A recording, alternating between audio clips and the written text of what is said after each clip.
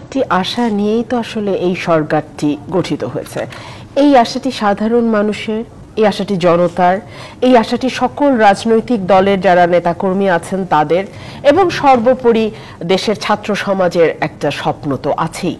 এবং সকলেই মিলে এরকম ঐক্যবদ্ধভাবে একটি টিমকে পাঠানো, এটাও কিন্তু মোটামুটি ইউনানিমাসলি এই নামগুলো এসছে। এবং আমরা দেখিনি কারো ব্যাপারে খুব শক্ত কোনো প্রতিবাদ আসতে যে না উনি অমুক দল, উনি তমুক দল, সুতরাং উনি যেতে পারবেন না, বা উনি ওই মতাদর্শের, উনি ঢুকতে পারবেন না, এরকম কিছু আমরা দেখিনি।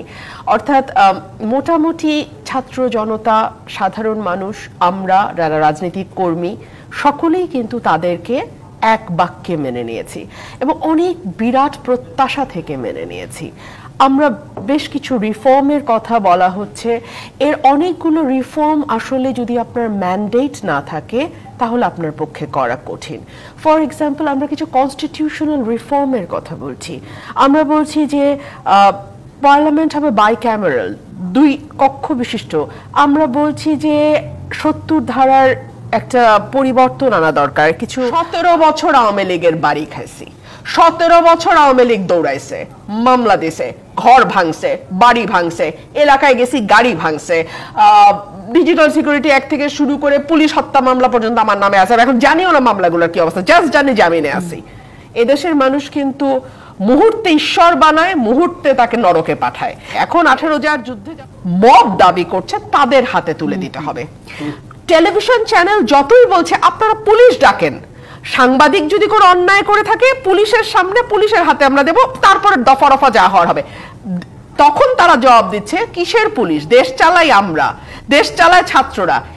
এইরকম অডাসিটির কথা কিন্তু এই দেশের মানুষ শুনে অভ্যস্ত না। মুন্নি, 17 বছর আওয়ামী লীগের বাড়ি খাইছি, 17 বছর আওয়ামী লীগ দৌড়াইছে, মামলা দিছে, ঘর ভাঙছে, বাড়ি ভাঙছে, এলাকায় গেছি গাড়ি ভাঙছে, ডিজিটাল সিকিউরিটি অ্যাক্ট থেকে শুরু করে পুলিশ হত্যা মামলা পর্যন্ত আমার নামে আছে। এখন জানিও না মামলাগুলোর কি অবস্থা, জাস্ট জানি জামিনে করে ফেলি অনেক সময়, কিন্তু দেখা যায় যে সেটা নিয়েই সবচেয়ে বড় বিপদে আসলে পরবর্তীতে পড়তে হয়।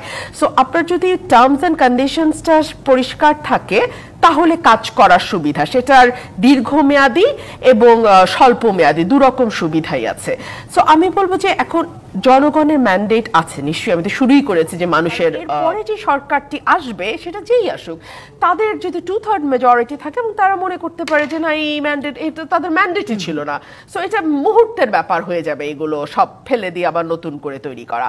সো সেজন্যই আমার মনে হয় বিরাট কতটুকু রিফর্ম আসলে তারা করতে পারেন, কোন কোন জায়গায় রিফর্ম করতে পারেন, এটা যদি রাজনৈতিক দলগুলোর সঙ্গে বসে একটি সম্মিলিত সিদ্ধান্তে না আসতে পারে তাহলে কিন্তু একটা বড় একটা চ্যালেঞ্জ তৈরি হবে। 1, 2 হচ্ছে আমি একটা খুব আনন্দের মধ্যেও কিছু ব্যত্যয়ের কথা আসলে বলতেই হয়। কালকে আমার 2জন সহকর্মী একটি প্রাইভেট টেলিভিশন চ্যানেলে তাদের টক শো